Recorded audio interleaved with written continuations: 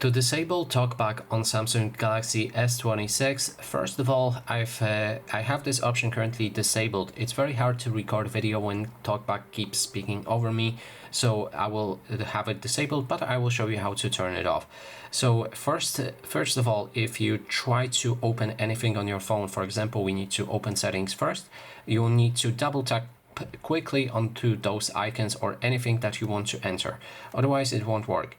So double tap on the settings, then scroll all the way down and go into accessibility. Here you will need to double tap again.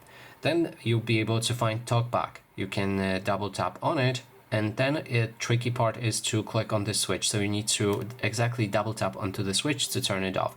Now I will show you how I'm turning it off. Talkback on. Finished root. Double tap to activate.